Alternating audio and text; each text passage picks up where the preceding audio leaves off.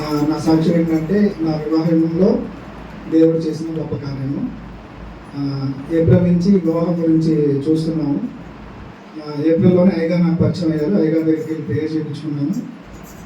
అయ్యగారు ప్రేయర్ చేసి నాకు మీ వివాహం ఘనంగా జరుగుతుందని దేవుడు చూపిస్తున్నారని అప్పుడే చెప్పారు.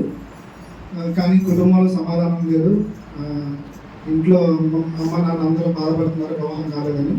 చాలా సమస్యలు, చాలా నిందలతో అందరూ బాధపడుతున్నప్పుడు ఇంకా ప్రేయర్ ఒకటే అని తెలుసుకుని నేను రెగ్యులర్గా చర్చికి రావడం, అయ్యగారితో తిరగడం, సంఘం కూడా నా గురించి ప్రార్థన చేయడం, నా వివాహం గురించి కంటిన్యూస్గా ప్రతి దాంట్లో ప్రార్థన చేయడం, ప్రతి ఆరాధనలోను ఆన్లైన్ ప్రేయర్లో ప్రార్థన చేయడం వల్ల దేవుడు నా జీవితంలో గొప్ప కార్యం చేశాడు. మంచి సంబంధాన్ని సెట్ చేశాడు. వివాహం కూడా వచ్చే నెల జరగబోతుంది. ఇదంతా సంఘ ప్రార్థన, అయ్యగారి ప్రార్థన వల్లే జరిగింది. దేవుడు చేసే గొప్ప కార్యాన్ని నేను కృతజ్ఞుడై ఉంటాను జీవితాంతం. ఈ చిన్న సాక్ష్యం దేవుడు దీవించినారు.